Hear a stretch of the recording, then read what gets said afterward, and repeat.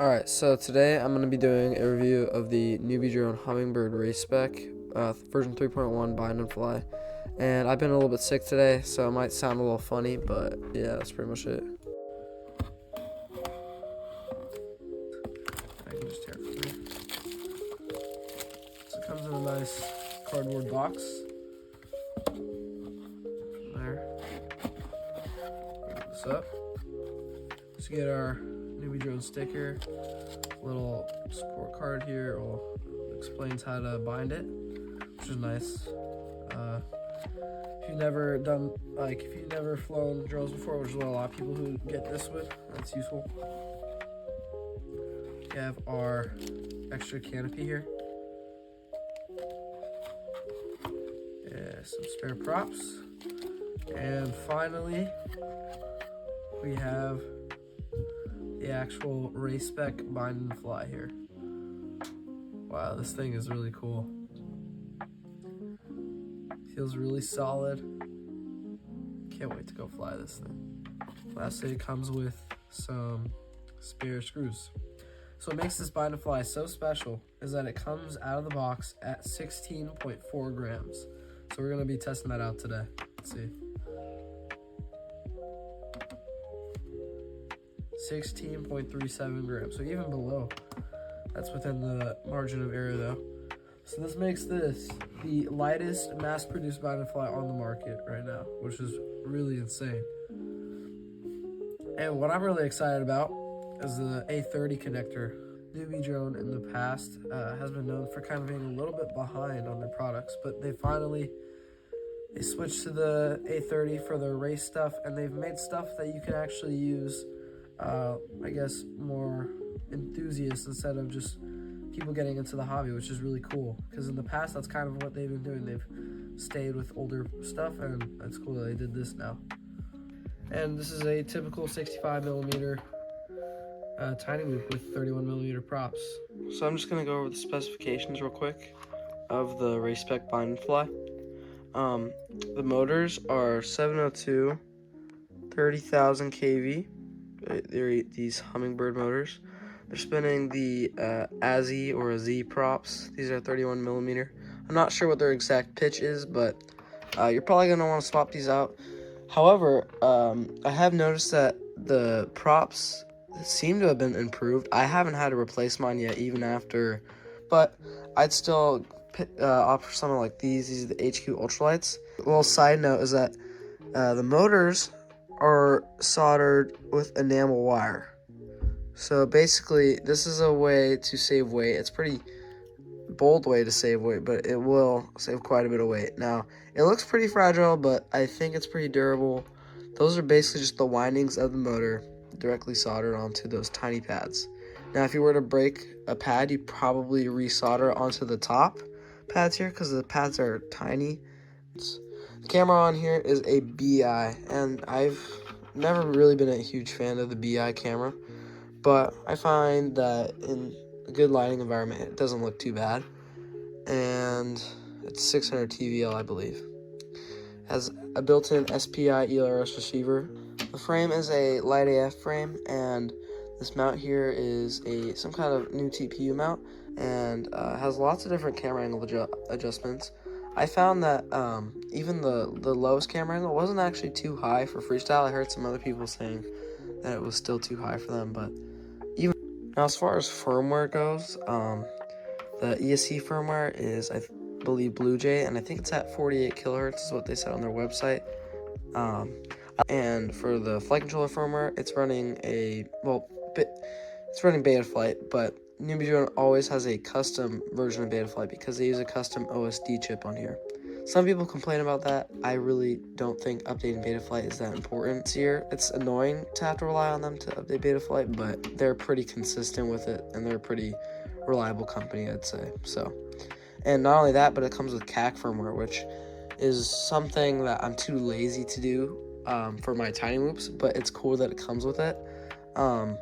Basically, it's a custom firmware, and you can have easy access to RPM limiters, throttle limits, which is really useful.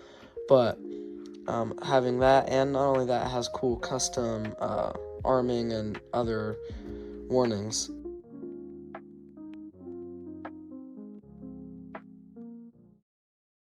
Came out the bottom, I count a whole lot of young gonna worth millions of dollars. I asked out the charm, I lived the model, she made a few M's off a follow. Yo, wanna on tour, a BP the child, living a cool matata.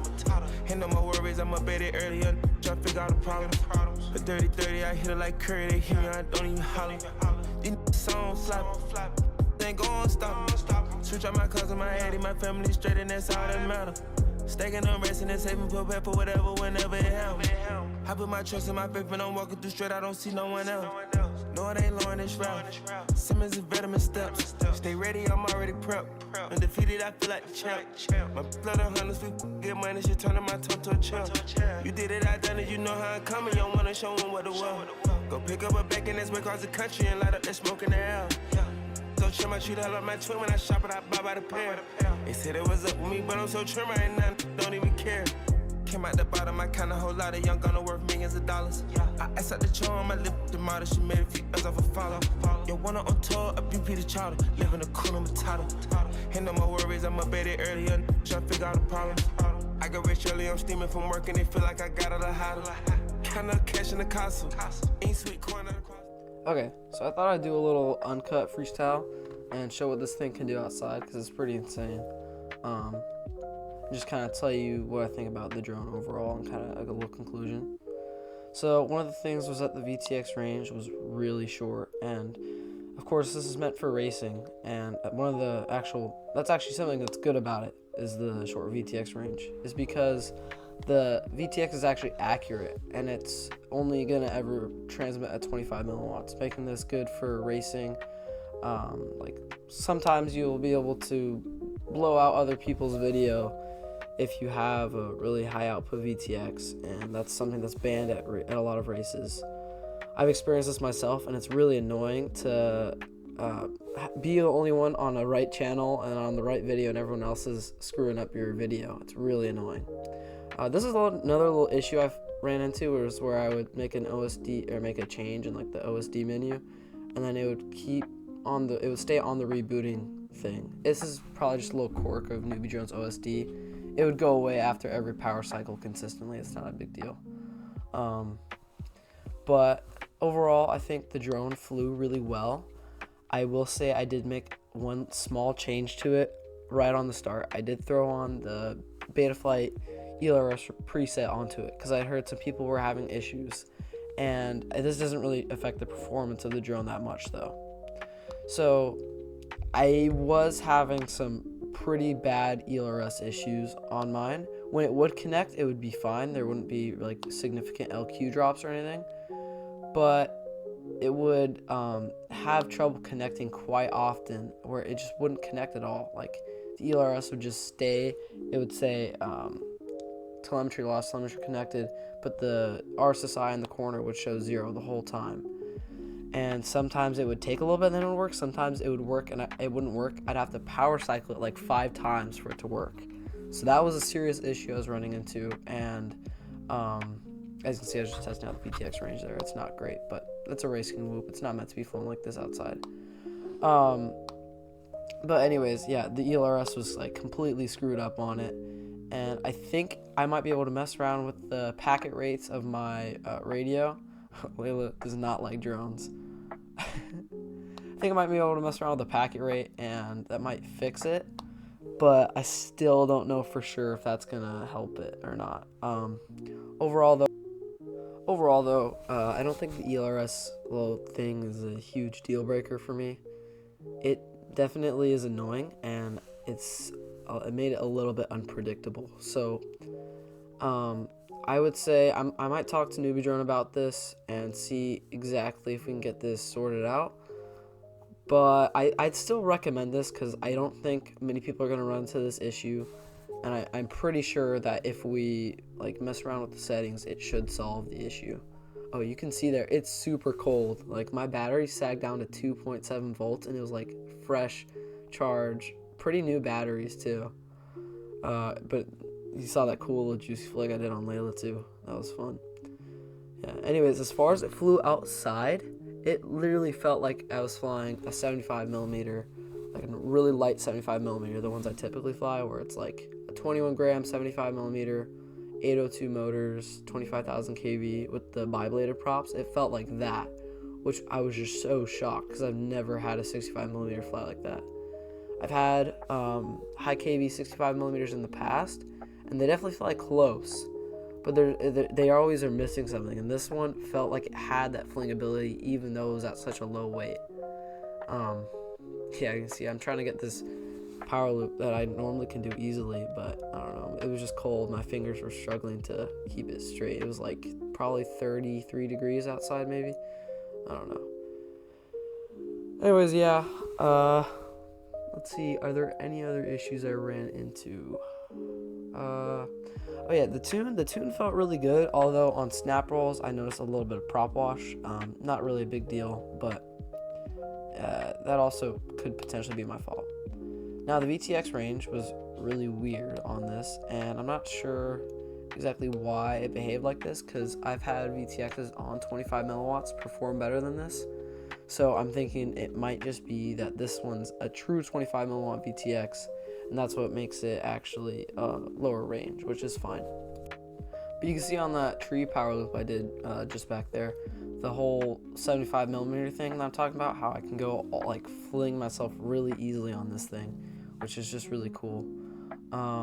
Yeah, the range, like I said, is not great. I have this 2G4 board that's supposed to be a 200 milliwatt VTX, and I can actually fly down. There's a little path back there, and I can fly down that path behind both of the houses. Like, I don't go close to the house because it's like a path that's below the ground too. It's a path below the ground, and I can fly that no problem. The video is super clear. I have a video, I'll link in the description, where I fly that path. Yeah, but I tried doing some house dives, like some dives down the side of my house here, and the video just cut out immediately when I got far away from my house. But this really isn't a big deal because people who are buying this drone are going to be flying inside racing, because that's what it's for. So like, you should not hold that against it at all. It's not meant for this kind of flying. I just wanted to show that it can do this flying extremely well, even though it's not designed for it. That's just because of its racing capabilities. Lastly, I should also mention real quick durability. This thing is extremely durable. I was super surprised at the Light AF frame's durability, especially it being pretty much the lightest frame on the market. Well, there's that new sub 250G frame that's kind of copying it, but this is really the lightest frame on the market that I'd use, and I'd say it's almost pretty much as durable or on par with the Meteor 65 airframe, which I've been using because it's super light and durable. But yeah, let's wrap it up now. I'll get into the conclusion real quick.